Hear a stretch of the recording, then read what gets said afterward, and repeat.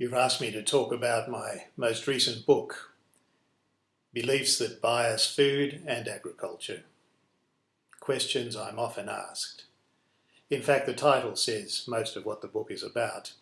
Questions I'm often asked over a dinner table include such things as, why are livestock important when they're actually contributing to environmental damage? And it goes on with similar questions, some of which are seen as religious, others just part of general understanding of life. My problem is, when I'm asked these questions over a dinner table, I often give a short answer, sometimes polite, but then later on think I could have done much better. I could have explained that if the person was genuinely interested. But then it's too late. So this is a book of 10 essays of those sorts of questions. It's quite a long book, and it has quite well-reasoned and detailed essays. It won't suit everybody.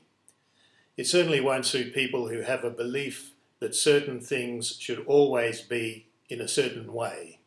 It won't believe people that think that sustainability means we can choose how things will be. But it will help those people who genuinely want to reflect and understand as much as is possible to understand about this world we live in, how we can live in it, and how we can be content living in it. These are the main things about life. Having enough to eat, having some shelter, some warmth, some basic medical attention, and then understanding how life works. My view is that Western society has lost the last part. It's got the first four parts in excess, and then wants more of it. It wants longer lives, more food, more choice of fashions and clothes and houses, rather than an understanding of how life works. That's just my view. Many people indulge in following those pursuits and understanding life better than I do. But this is a book about how I understand life after 40 years in many different countries around the world, many of them very poor countries, where people enjoy such contentedness that it behoves us in richer countries to try and learn from them. And that's the essence of many of the essays. It's why many of them use aid or development assistance as a method of discussing many other matters. It's also a reason why philosophical and semi-religious matters are discussed, because these are critical parts of life. So the book is simply divided into 10 essays. Some seem detailed, they may look learned, but they should be easily intelligible to an educated person. The 10 questions are such things as why livestock are critical to food security. Because if we live in a Western country, it's easy to pick up on advertisements on television, on excessive environmental views that somehow say livestock are part of the problem, when in fact they are a critical part of the solution, feeding about 1 billion people who would otherwise die. It's in the book. Another question that could be asked is, why not use free trade and free markets to solve food distribution and food security problems of the world? The answer is again in the book. You can't do this in situations where countries or people do not have money or the power to purchase, or where there is any unfair competition. And that's the world we all live in. So then the question is often raised, well, we've done it in our rich countries. Why don't the poorer countries just follow what we did and everyone will be right? We don't have to help them. Or if we help them be more like us. Well, this is a naive approach. We in the rich countries have got the best agricultural land and the lower populations, and we have set the rules of the world to protect ourselves. It is a different model needed in poorer countries with huge populations. So then how do we reconcile what we do know through science and with the commerce that we engage in, which often seems exploitive? Well, the very word exploitation leads us into these problems. We have got as rich and as comfortable as we are through commerce. Development and science have been funded through commerce. The two go together. and they reconcile with popular ideas such as protecting the environment, helping poor people, increasing human rights by working together. The very idea that somehow these things are offending those values are very strange. This is because we wouldn't know those things, we wouldn't think about those things without the science, the technology, the philosophy, and the commerce that underpins it.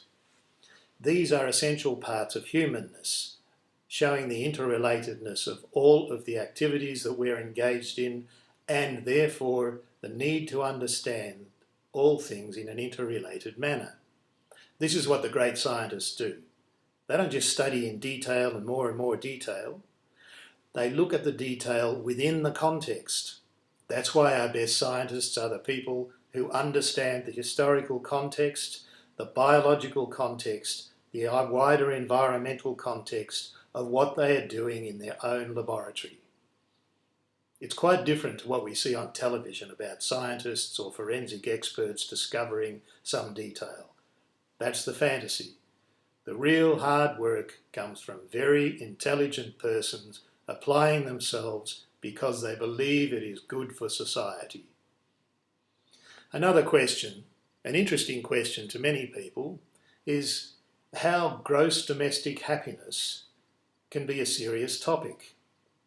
We all think in Western countries in terms of gross domestic product. If it goes down, we start to feel nervous. If our bank accounts suffer, we suddenly change our philosophical outlook on the world.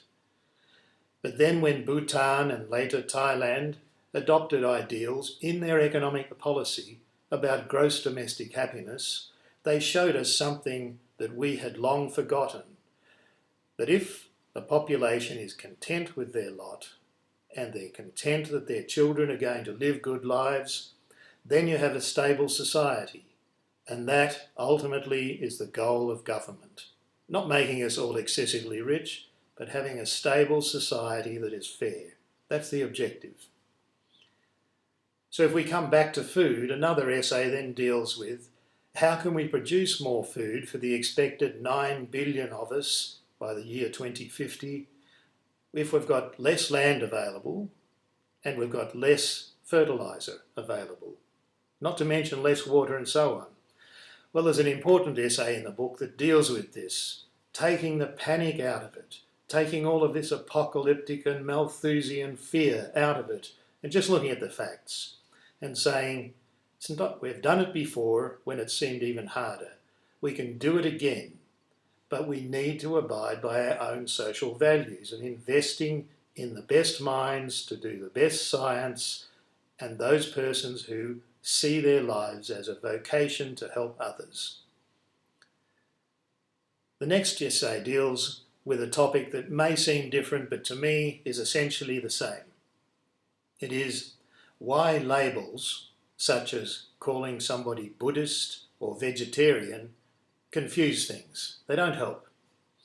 The essay deals with how we categorise things into different components, and in fact uses examples from my own life where some people have categorised me as Buddhist, assumed I was vegetarian, and in both cases you could find people who would say, yes, that's right, or yes, that's wrong. I'm not going to say whether it's right or wrong in this case. Read the essay. It simply tells you that the labels are the problem. And then if we want to think objectively, we can help understand what we're really asking. And the answer to those questions is often an answer about ourselves. We understand more and we realise we're asking the wrong question in the first place. These are things that have been said by the great poets and philosophers over millennia. And they're not Western people alone. The best of the Eastern traditions present all of these things to us in a way that we are only just beginning to appreciate. That's why the next essay deals with matters such as why traditional wisdom is critical to development. There is a suggestion that I've had many times that the hard science, such as in the very complex fields of agricultural science, the hard science is too hard for some people, so they take the softer options, the social sciences. Nothing could be further from the truth, because The very essence of agricultural science, as one of the great integrative sciences and the great integrative developments of human knowledge for the longest period of education we have had, is agricultural science, which brings together all of the disciplines. You name a discipline, it is in there. It's not just technology. To leave out social science is just as silly as leaving out chemistry.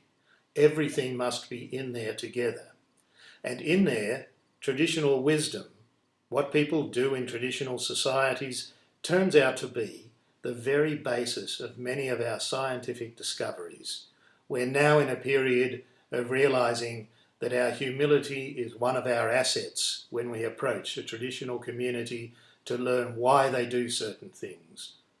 To rush in with our own views and say, we do it this way and you'll get this result, doesn't work. We've seen it in 100 situations. Why haven't we learned? Well, the best people have learned. And like every field, we have a range of people. We have the very smart ones, the ones who are following, and the ones who are not understanding. Why should we be any different in agricultural science from any other field?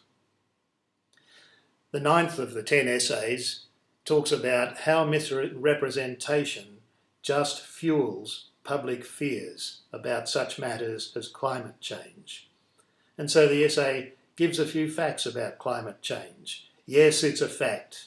Yes, it has always occurred. Yes, it is occurring now. The way that we react to it will be exactly the same way we have always reacted as a species. We adapt to the changing climate. In the past, this has been through migration and technologies. In the future, it will be about migration and technologies. We have a nation-state system which tries to keep us limiting the amount of migration. All that does is increase the need for technologies to feed people where they are, because hungry people migrate. The big difference from the past when there is starvation was that it was rural starvation. Today, when starvation occurs on a large scale, next in the world, it will be the poor urban people, because more than half of us live in cities in the whole world now, and poor urban people have more to be angry about, less chances, and will migrate after causing great damage. Better to look at the technologies that can stave off that migration if we're going to try and maintain the current nation-state model. These are wider discussions than the book, but they are alluded to in the book. Somebody else can take the political component further. It's not my forte. The final question deals with one that I've found asked more and more often. It goes something like, you write about small farmers feeding half the world. It's true, they do. Small farmers. Small farmers are people that have something about the size of a suburban backyard to farm. They comprise about 2 billion people who feed themselves with a little bit over for some others. A very important resource in world food supply. In many ways. The essay deals with those many detailed ways. I do support this, and I do think that a number of our international development policies have ignored the benefit of those people being in situ, in that situation, so that when they seek to change them, to put them into a Western style of agriculture because we know better, we find things get worse. We have people migrating to urban environments, becoming city dwellers. City dwellers need 30% more food because of the wastage and transportation. In addition to that, we have people who have nothing to do. They've got nothing to do, and that's another social problem. So why upset something that's working unless we're very sure we have a better idea? Yes, I support the small farmers. But then the question goes on and says, but you're on the board of a large agribusiness company buying up huge tracts of land to export back to their own country, a rich country. Yes, that's true. And the question is, how can you do both? Support the big farmer and the small farmer. This is the type of question that the book overall is addressing. The questions are simple because they don't understand the subject. The small farmer is critical in those countries that are poor, with poor governance and few alternatives.